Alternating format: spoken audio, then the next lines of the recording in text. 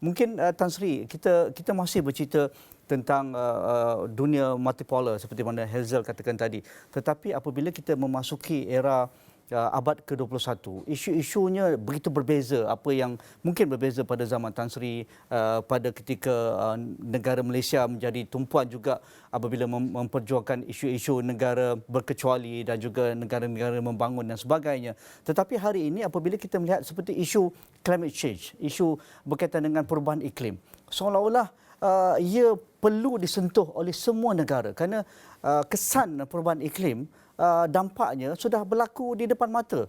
Banjir besar, berkaitan dengan keterjaminan makanan, isu berkaitan dengan kebakaran hutan dan sebagainya, negara-negara tropika seperti kita juga ataupun negara yang lebih fragile dengan ribut-ribut hurricane tropikalnya lebih kerap berlaku dan sebagainya dan memusnahkan sekelip mata berbilion-bilion dolar Amerika. Jadi mengapa Malaysia juga perlu kehadapan, dan itu sudah dinyatakan oleh Sekretariat Perdana Menteri akan disentuh berkaitan dengan matlamat pembangunan mapan dan juga isu perubahan iklim.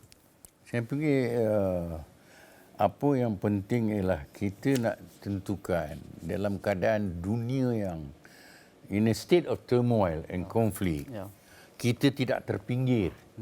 Jadi kalau kita tak mahu terpinggir, kita kena ada di hadapan. Jadi, dunia sekarang pun strictly it's not multipolar even. Dia dah ada power centers have shifted. Dia dah berubah. Itu yang dikatakan unipolar dia balik berubah. tu. Dia ada orang panggil minipolar. Saya panggil you have got multipolar, sub-multipolar, all these sub and regional polar now. There is playing a role. Jadi dalam suasana macam itu, it's penting for PM to pitch Malaysia, that Malaysia is there. And ASEAN pula, it talks about itself as to be a central, when it comes to kita dealing with dialogue partner.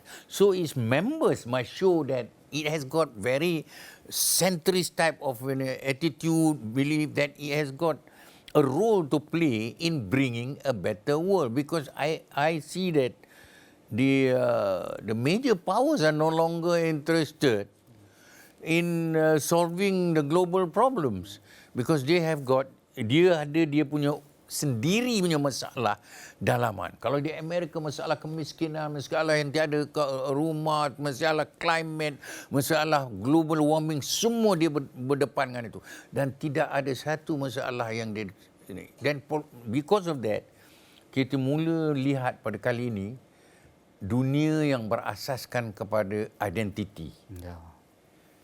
Saya maksudkan identity, political identity yang berteraskan agama, yang berteraskan kaum. So it's very emotional, polarization now. We thought these are because of the identity. We are proud, kita nak melihat kepada kita punya kedudukan yang lebih penting daripada kedudukan orang lain. Sebab itu BRICS came out.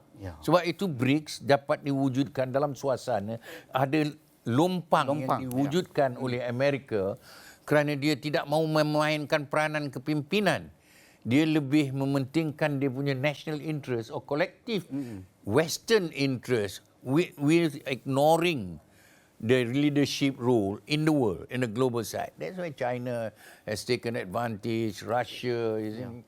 So India now is more assertive. Don't think that India is going to follow just simply US because they want to pitch India against China. India is going to take a more independent view. You see that the differences between India, perbezaan di antara India dan Canada. Isu dalam soal isu Sikh yang nak melahirkan negara dia sendiri, pembunuhan yang dikatakan membabitkan negara dia. Dia sudah mengambil tindakan balas terhadap Kanada.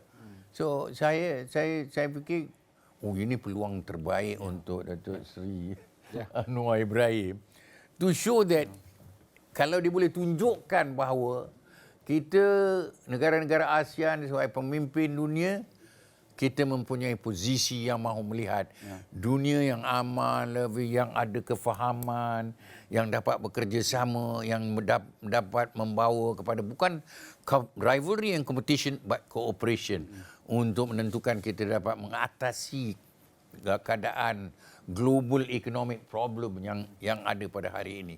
Dan negara-negara besar saya fikir mereka tidak tertumpu. Biar kita tertumpu. Sekarang kalau apa ni Ahmad Muhammad Perdana Menteri dapat menunjukkan ini di 78 ni punya General Assembly boleh jadi dia punya General Assembly yang pertama dan yang terbaik untuk dia. Pasal banyak isu Opportunity yang ada di atas meja yang boleh dia timbulkan dan bangkitkan untuk menunjukkan Malaysia boleh memainkan peranan sebagai sebuah negara ASEAN yang mustahak. Helza. Saya lihat kalau apa yang Tan Sri dah katakan saya setuju. Dan kalau kita lihat role yang Malaysia pernah main, sebenarnya kadang-kadang kita tidak sedar bahawa Malaysia ini telah memainkan peranan yang sangat besar. Contohnya kalau saya ambil tema-tema yang besar di UNGA 78, kita lihat peperangan tentu sekali satu tema yang besar. Yang kedua climate change dan yang ketiga tentu sekali sustainable development goals yang nampaknya tidak dapat dicapai objektifnya nak mencapai objektif tu agak lemah lah. Jadi kalau kita lihat daripada segi peperangan sendiri, apabila berlaku perang di mana-mana kawasan di dunia ini antara sesebuah negara dan sesebuah negara yang lain, mahupun peperangan dengan negara dan non-state actors ini tentu sekali kita merasakan bahawa kuasa-kuasa besar mempunyai advantage untuk menyelesaikan permasalahan ini. Namun begitu sebenarnya kalau kita lihat role yang Malaysia pernah mainkan, dan ini kita jarang bercakap, tetapi apa yang kita buat di Bangsa Moro contohnya misalnya dan role Patani kita untuk mencapai kedamaian di daerah Bangsa Moro itu bagi saya adalah sesuatu yang sangat besar. Dan kita harus faham ini berada dalam konteks ASEAN di mana ada semacam gentleman's agreement bahawa negara-negara tidak mencampur tangan urusan dalaman negara yang lain. Namun begitu, walaupun mempunyai kekangan-kekangan begitu, Malaysia diangkat menjadi facilitator yang dianggap sebagai facilitator yang neutral dan dipercayai. Dan kita mampu mencapai persefahaman dan kita mampu mewujudkan langkah-langkah yang tertentu untuk mencapai kedamaian di daerah Bangsa Moro. Jadi itu yang kalau kita lihat sebenarnya apa yang saya nak cuba cakapkan bahawa semua negara di dunia mempunyai kekuatan mereka masing-masing. Kita sering melihat kepada saiz ketenteraan, mungkin saiz ekonomi negara dan kita merasakan bahawa negara-negara besar ini yang perlu mengambil leadership. Namun pada orang cakap seharian international relations setiap hari, banyak sebenarnya contoh-contoh di mana bukan negara-negara besar yang telah pun mengambil leadership. Jadi bagi saya, balik kepada apa yang saya cakap, challenge of UNGA 78, ketidakhadiran 4 daripada 5 founding members of the United Nations, sebenarnya itu memberikan peluang kepada kita. Dan saya rasa Malaysia, kerana kita telah ada track, kita dah ada track record, ini boleh menunjukkan di pentas dunia bahawa sebenarnya negara-negara membangun mampu memainkan peranan yang sangat tinggi. Saya bagi lagi satu contoh. Ini orang tak selalu bercakap. Apabila tsunami berlaku di Aceh, negara pertama yang memberikan bantuan kepada mangsa-mangsa tsunami itu adalah Timor Leste. Negara yang baru diwujudkan. Bantuannya kecil, tetapi itu tidak bermakna tidak signifikan. Itu menunjukkan bahawa semua negara mempunyai role mereka masing-masing. Jadi harapan saya kalau balik kepada persoalan harapan tadi, tentu sekali banyak yang boleh dipercakapkan. Tetapi untuk merangkumi ini adalah untuk membawa bukan sahaja suara Malaysia, tetapi semua suara negara-negara membangun, negara yang bukan kuasa-kuasa besar, yang sentiasa committed untuk pentas UNGA, berada di situ menaikkan suara itu di mana sebenarnya kita juga boleh mengambil semacam leadership dan kita boleh juga mencapai ke arah objektif-objektif tertentu yang menjurus kepada dunia yang lebih damai, dunia yang lebih mapan dan masa depan yang lebih terjamin untuk semua rakyat dunia. Menarik. Tan Sri sendiri, kalau kita lihat naratif membangun bersama Madani, ini saya rasa ini ruang yang boleh dijual oleh Perdana Menteri ke tema-tema besar antarabangsa di UNGA 78. Kerana membangun bersama Madani mengangkat sebuah negara yang mapan, sejahtera, berdaya cipta, saling menghormati, sikap ihsan sama lain dan sebagainya. Jadi ia berkaitan dengan isu tata kelola dunia, isu berkaitan dengan governance dunia, dengan isu-isu semasa. Misalnya, pastinya Perdana Menteri akan sentuh juga, saya rasakan, kekuatan insting saya, Perdana Menteri akan sentuh isu Laut Cina Selatan. Isu antara adakah ASEAN perlu memilih antara kuasa besar apabila melihat pertikaian pertindahan wilayah di Laut Cina Selatan, sama ada kuasa besar Amerika Syarikat ataupun China. Tetapi Malaysia tidak berkonfrontasi dalam hal itu. Malaysia melihat nilai-nilai. Nampaknya 2 kali Perdana Menteri sudah ke China, Nanning sebelum baru ini dan sebelum itu ke Beijing. Dan diberikan kapet merah yang besar oleh pimpinan utama China. Dan diakui bahawa cara Malaysia menangani isu-isu yang sensitif, apatah lagi sebagai sebuah negara kecil, adakah ini akan diangkat juga? Bagaimana, tinggalkan kami di ASEAN untuk selesaikan isu-isu yang kami rasakan penting untuk kami. Pandangan Tan Sri. Terima kasih. Dia macam ni. Tadi kalau kita tengok Rizal cakap berkenaan negara-negara kecil ni kena cari dia punya niche. Ya. Pasal kalau kita nak main dalam pentas yang besar, takut kita tak Tenggelam. Kita tak dapat berbuat demikian. Jadi oleh itu kita ambil niche apa dia. Kalau ambil daripada segi madaninya, dan kita tengok South China Sea punya isu, kita tengok ASEAN punya isu. ASEAN ni, kekuatan ASEAN selama ini daripada segi historical, daripada segi sejarah dan sampai sekarang ialah dia dapat mengambil overview position kalau dia nak. Dia ambil pandangan yang lebih menyeluruh ke arah melihat pada pasal kita punya rantau ni adalah satu rantau yang paling damai sekali. Kalau kita apa pun kita nak cakap, tidak ada perang yang besar-besar yang berlaku dalam rantau kita selepas daripada Perang Dunia Kedua. Lepas tu of course ada konflik di antara Thailand dengan ini berkenaan dengan apa tu kan, berkenaan temple tu kan. Tapi itu semua tak menjejaskan kedudukan ASEAN. Jadi dalam keadaan di mana kita ada kedamaian, kita tidak patut membiarkan kuasa-kuasa besar untuk menggunakan kita punya padang kita, padang kita sebagai tempat persaingan mereka, rivalry mereka di antara kuasa-kuasa besar. ASEAN pun ditubuhkan di atas asas kita hendak tentukan bahawa kita bersama supaya dia tidak menjadi satu teater atau satu platform untuk kuasa besar bersaing untuk memecah belahkan kita. Dan ini saya fikir adalah satu peluang. South China Sea ni first kita kena, kalau kita nak mainkan peranan macam tu, kita kena tentukan kita kemaskan rumah kita. In-house must be order. You must put everything in your house in order lah. Kan kita dapat ni. South China Sea ni ada area-area kita nak China tidak membagikan kita. Amerika pun tidak membagikan kita. Jadi nampak Malaysia ambil pendekatan yang tengah kan, dan pasal dia bukan semua ada tuntutan bertindih. Dalam ini dia bukan satu ASEAN projek also. Perbezaan South China Sea ni tidak menjadi satu projek ASEAN. Kalau kat Eropah dia jadikan dia menjadi projek negara-negara yang mempunyai tuntutan bertindih. Saya fikir Malaysia boleh menyuarakan bahawa perkara ini adalah sesuatu yang kita kena bertindak bersama. Pasal kepentingan bersama ada di dalam kawasan Laut Cina Selatan tu. Kepentingan secara bersama. Dia punya ancaman-ancaman. Sama ada ancaman tradisional ataupun non-traditional security threats. Masih dua-dua ni penting. Jadi pada saya, Anwar sebagai Perdana Menteri, dia ada satu platform yang dipanggil Madani, Malaysia Madani ni.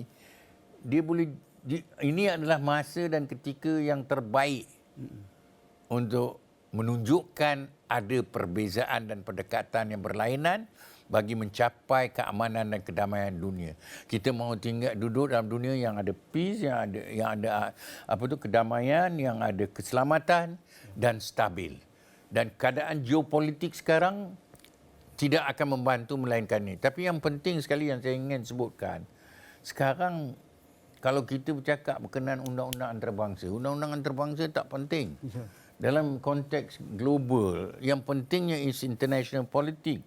Kalau kita tak nak benda ni, so kita kena tahu macam mana nak main international politics. Kita tengok bila kita perlu senyap, bila perlu kita bersuara, bila kita perlu tegas, bila kita perlu nampak seolah kita pendamai. Yang paling penting akhirnya kita nak mencapai bahawa suara kita itu adalah suara yang kredibel, yang boleh orang ambil kerana kita tidak memihak, tapi kita mahu mencapai keamanan dan kedamaian dari segi rantau dan global. Herzal. Saya suka apabila Tan Sri bercakap tentang South China Sea dan we have to take care of our own house lah. Kita perlu perkemaskan rumah kita dahulu dan sebagainya. Itu saya totally agree. Tapi saya nak ingatkan South China Sea ni sebenarnya what is interesting about South China Sea is orang selalu nampak pertembungan tentu sekali China dan all the other claimants countries, but more importantly is China and the United States of America. Tapi orang harus faham United States of America is not a claimant to the South China Sea. Dia langsung tidak ada apa-apa claim ke atas South China Sea, tetapi tentu sekali dia mempunyai interest di South China Sea because it's a global trading route, and to balance China's interest. Itu kita faham.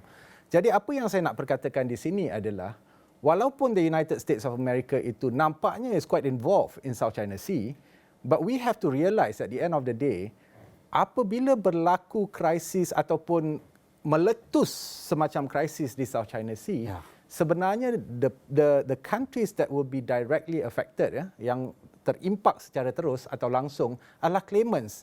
And it is actually kita ni semua di kawasan itu. Okey.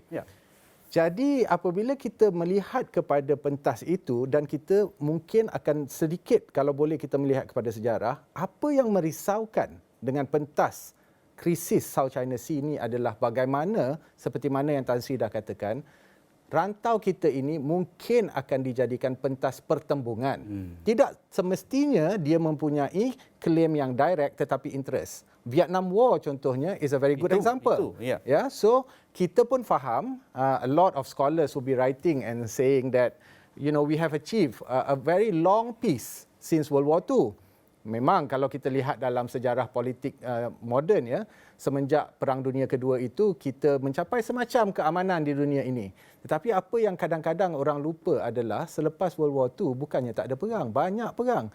But it is actually proxy wars.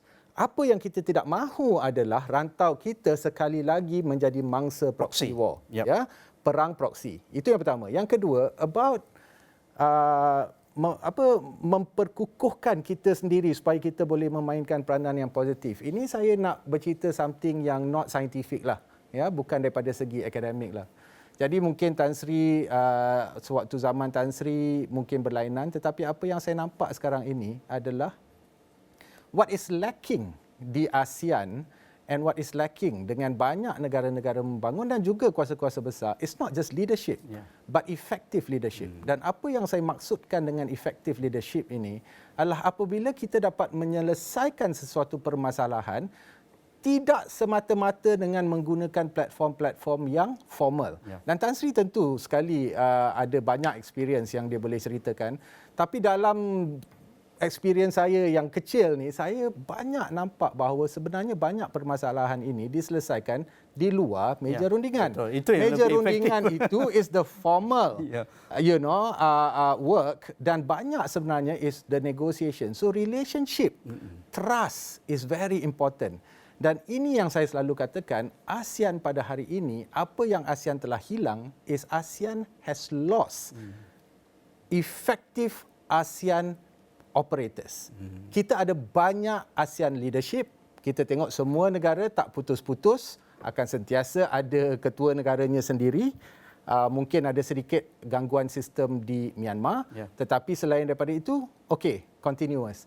Tetapi daripada segi bagaimana ability one leader, tak semestinya Perdana Menteri, mungkin menteri dan mungkin operator tentu di bahagian international relations ini, can you pick up a phone and call someone to negotiate and to push for a solution quickly?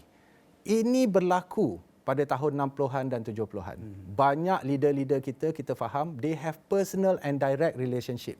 Militarinya ada, intelligence-nya ada, daripada segi Wisma Putranya ada, daripada segi pemimpin politik, badan pemikir, semuanya ada. Hari ini, unfortunately, dengan dunia yang semakin orang cakap bergabung, maksudnya it's very easy to call someone today. Because you have your smartphone sepatutnya. But the effect seems to be counterproductive. Jadi kalau saya lihat di region saya sendiri, di ASEAN, kita terlalu banyak meeting dah sekarang ni. In fact, ASEAN Secretariat itu dibebani dengan meetings. Beratus-ratus meeting. Saya rasa kalau kita kira daripada segi nombor, dia lebih daripada 365 dalam masa setahun. Maksudnya tak cukup hari. Termasuk Sabtu dan Ahad. But the solution, efficiency itu kita nampak agak lambat. And saya merasakan one of the factor is that we don't have that relationship, that strong human to human relationship, and partly it's because of technology. Because we feel that kita boleh menggunakan teknologi ini, sebagai contoh sekarang ni, orang dah tak telefon, dia hantar message, dia WhatsApp. It's very non-personal. It's very text. Although you can call. Sebenarnya tak ada masalah. But sometimes you tak dengar suara pun, you tak jumpa, but you have been messaging someone for more than a year. Kadang-kadang muka pun tak kenal. Confident kita akan jumpanya. So this, I think, is something that we have to address. The leadership has to address at different levels. Di mana kalau kita nak memperkukuhkan stand ASEAN contohnya, dan kita selalu cakap, Malaysia tidak boleh bergerak berseorangan di South China Sea. Okey, ASEAN, semua negara ni harus bergerak dalam konteks ASEAN.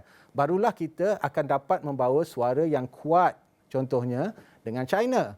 Dan di kalangan negara ASEAN juga mempunyai interest klaim-klaim yang tertentu, multiple claims di South China Sea.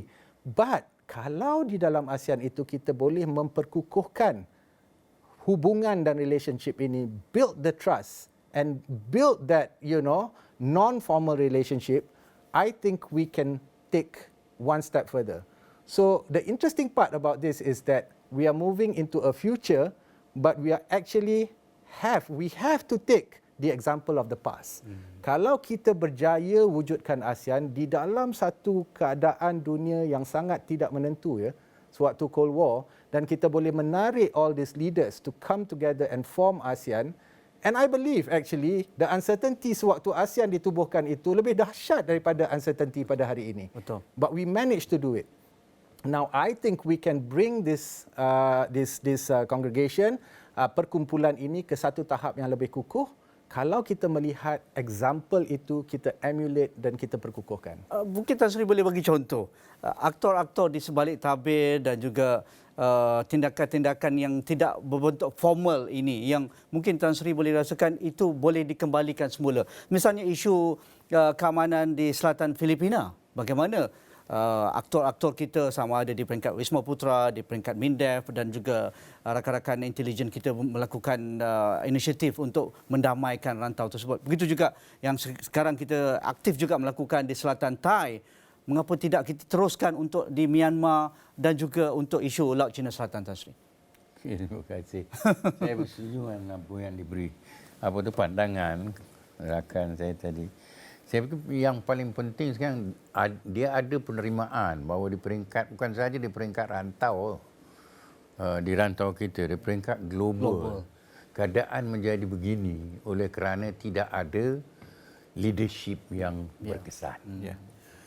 Dan dengan ada lompang yang begini, vacuum yang ini, tidak ada satu negara dan satu pemimpin yang dapat memainkan peranan untuk pergi ke tengah.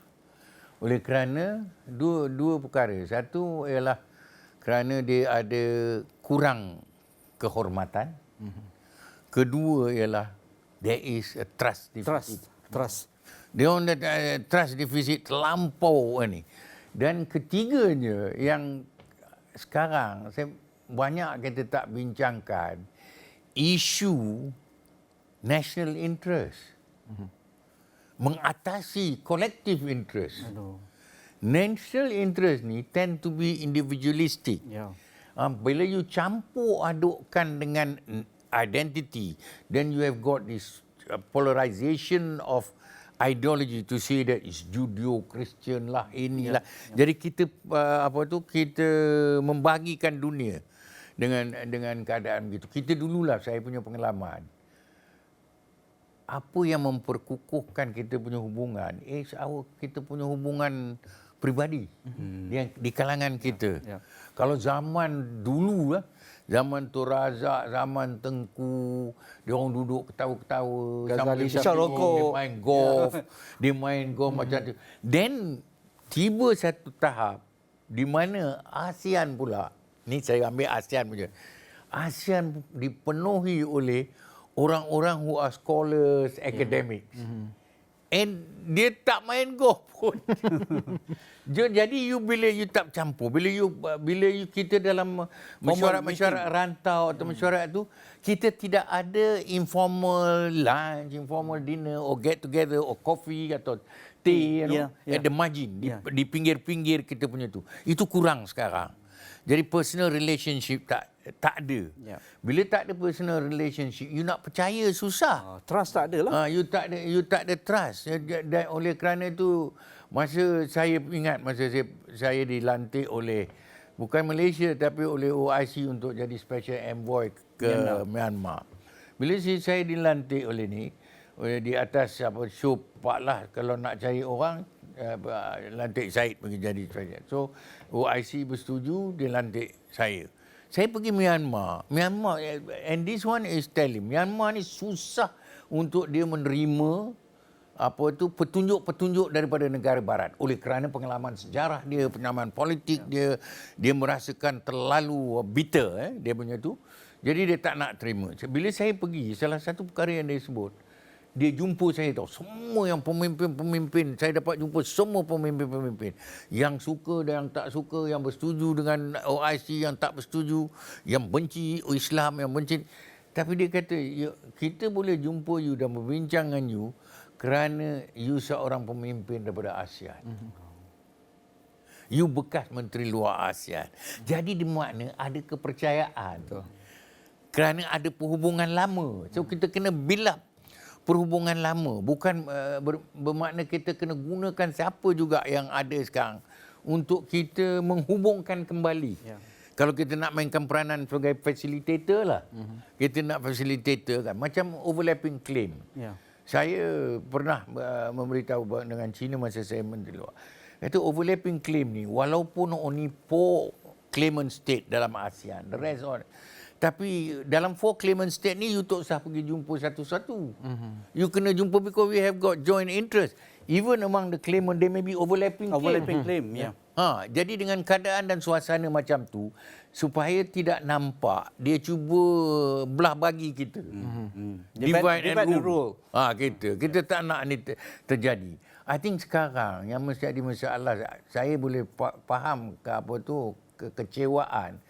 Sekarang ASEAN, kita dah lupa budaya kita dah. Kita lupa adat dan adab Timur. Kita.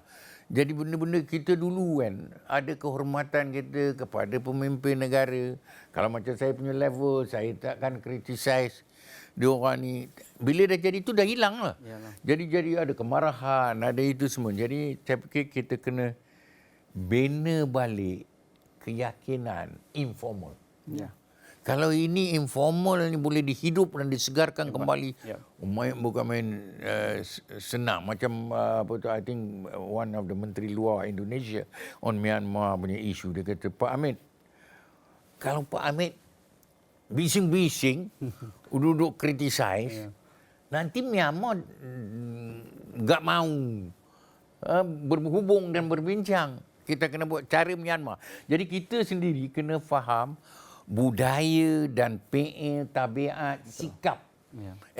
Di masa sekarang ada kurang adab, kurang sikap kita terhadap ini kan. Negara barat, kita kalau tengok ASEAN Summit kali ni, saya fikir Joe Biden tak datang kan? Tak datang. Dia tak datang. Macam juga bila tak datang, menunjukkan dalam keadaan di mana ASEAN ada masalah. Negara-negara ASEAN ada masalah. Dulu dia menentukan, kalau dia kata there is a shifting masa zaman Barack Obama, dia nak realign. Tapi saya tak nampak realignment. Macam-macam melihat kepada mungkin terlampau banyak masalah dalaman dan rantau di tempat masing-masing sehingga kita dalam keadaan begini. Jadi siapa nak mainkan peranan, dia kena ke tengah. This is the time for country like Malaysia. That's why I consider sekarang saya menganggap bahawa peranan ini dalam bahasa Inggeris lah, middle power, leadership is important. Middle power ni tidak semestinya berasaskan kepada negara besar atau ini. Dia negara kecil pun boleh main middle power selagi kita ada ideas, kita ada constructive ways. Malaysia kalau pasal bawa isu-isu yang penting yang melibatkan kesan kepada dunia, kita dianggap sebagai middle power dulu. So kita nak kita jadi middle power, ASEAN sebagai middle power lagi powerful oleh kerana dia mempunyai rangkuman dan ruang lingkup yang lebih luas, lebih besar dengan pemimpin-pemimpinnya. Di kalangan ASEAN sekarang saya lihat bahawa Indonesia cuba menonjolkan dirinya bukan sahaja sebagai pemimpin rantau, tapi pemimpin di peringkat antarabangsa. Ya. Mungkin Herizal melihat ini peluang yang boleh diguna pakai oleh Datuk Seri Anwar Ibrahim. Kerana kita lihat selang-sela ketika berada di New York, beliau berjumpa begitu ramai pemegang taruh pelbagai. Sama ada dari sektor korporat, dari sektor pemikir, dari foreign institution, ramai lagi. Dan pengalaman beliau sendiri ketika berada di barisan pembangkang dan juga ketika berada di peringkat kerajaan dahulu. Mungkin itu networking yang boleh diguna pakai semula untuk menjadikan kita bukan hanya berada di pentas-pentas rasmi macam Herizal dan juga Tan Sri kata, tetapi mula untuk minum kopi, bercerita tentang isu-isu yang mungkin lebih ringan tetapi sebagai rakan lama untuk dikembalikan semula, apatah lagi sekarang sudah menjadi sebagai Perdana Menteri Malaysia ke-10. Ya, memang bagi saya harapannya begitulah. Ya, tentu sekali Datuk Seri Anwar Ibrahim, Datuk Seri Ismail Sabri, Tan Sri Muhyiddin Yassin, siapa saja, Tun Dr. Mahathir Mohamad, tentu sekali. Tapi bagi saya, benda ni tidak boleh dibuat oleh Yang Amat Perdana Menteri sahaja. Siapa pun Perdana Menteri itu. Okey. Sebenarnya dia kena ada satu kefahaman di mana kita harus meletakkan ini sebagai prioriti ya untuk negara kita dan semua pemain di dalam struktur ini ya, Wisma Putranya, Menteri International Trade-nya, mungkin daripada segi intelligence-nya dan juga mungkin badan-badan pemikir dan sebagainya, you have to carry that responsibility. Perdana Menteri seorang memang tak cukup. Tak mungkin. The second thing is that I nak cakap, I nak mendalami sikit apa yang Tan Sri katakan tadi. Kita ni dibelenggu oleh mesyuarat. Sebenarnya saya nak katakan ikhlas ya, dengan sekadar ikhlasnya, these meetings are boring. And these boring meetings you will not get good ideas out of it because it's so boring. Okay? Dan sebenarnya statement bagi saya, statement UNGA itu yes penting because it's a country statement. Tetapi kita bukannya nak merendahkan UNGA. Tapi sewaktu country statement, 2/3 of the hall will be empty. 2/3 of the hall will be empty. So the point is that sebenarnya kalau kita terbelenggu dengan just the fasad, gesture, untuk kita deliver dan untuk kita bercakap di meeting, you know, all these texts and all these briefs, they are dry and they are boring. Yang pentingnya adalah the art of implementing it. Itu yang penting. Dan saya risaukan sekarang ini, the art is gone. Seni itu. Macam Tan Sri, dia zaman dia dan sebagainya, saya rasa seni itu lebih tinggi. Kalau kita ke belakang lagi, kalau kita tengok Ghazali Syafi'i contohnya, dikenali sebagai King Ghaz. Lebih tinggi artnya. Dan saya banyak bercakap dengan international researchers, academics yang berada di Malaysia sewaktu zaman-zaman itu, dia mengatakan bahawa the effectiveness of such a leadership di Malaysia itu bukan saja King Ghaz tidak pernah menjadi Perdana Menteri Malaysia, tapi the effectiveness even at that level, even when he was the Ketua Setiausaha Wisma Putra, was very high. Sedangkan kita punya mission, Malaysia's mission all over the world is a third than what we have now. So the point is that kalau kita terlalu terbelenggu dengan formality, kita terlalu terbelenggu dengan all this facade of saying nice things and stuff like that, tetapi daripada segi implementasinya kita tidak mempunyai aktor-aktor yang cukup. Ini bagi saya adalah satu masalah. Dan kita nampak ini, dan saya setuju Indonesia sebenarnya dia terkehadapan.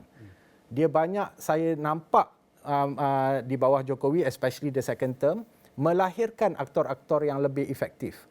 They are doing all year round, they are everywhere. They are building this relationship. Jadi bagi saya negara seperti Malaysia di mana kita sebenarnya pada suatu masa terkenal dengan itu. Itulah DNA kita. Sebenarnya daripada dulu sampai sekarang. If you look at Malaysia as a nation, sebenarnya daripada zaman dulu kala lagi, we have never been a great military superpower. We can never be sebenarnya. We have we have taken the leadership to bring the voices of development countries that are developing, but we can never just be an economic giant or superpower. Itu tidak mungkin.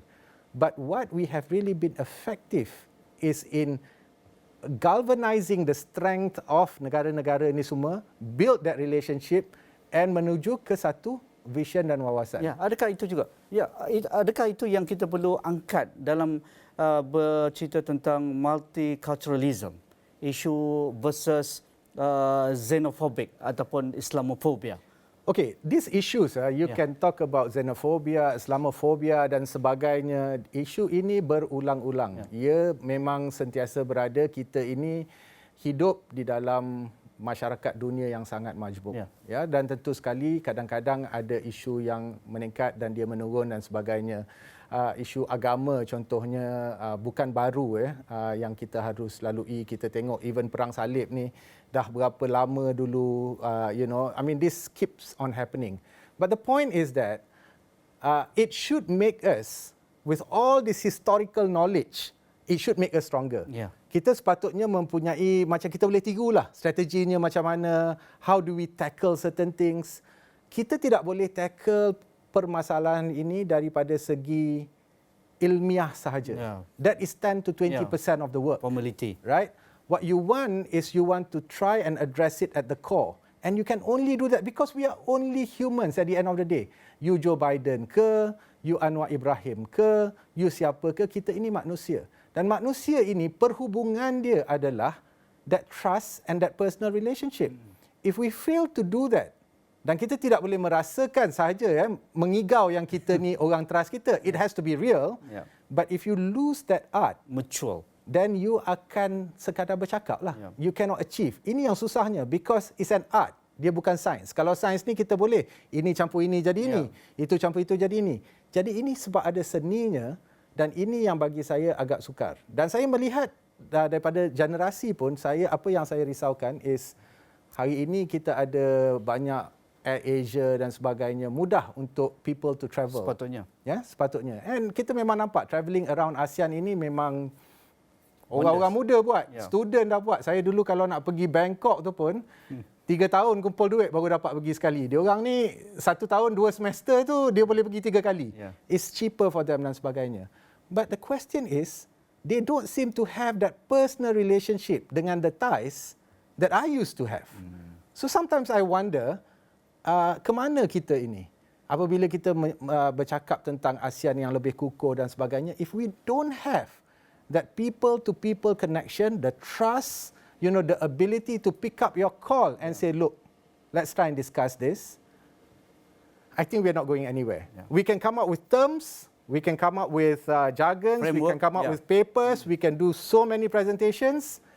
It's the effectiveness of doing things that we have seemed to lose in this region. Bagi Tan Sri, kita masih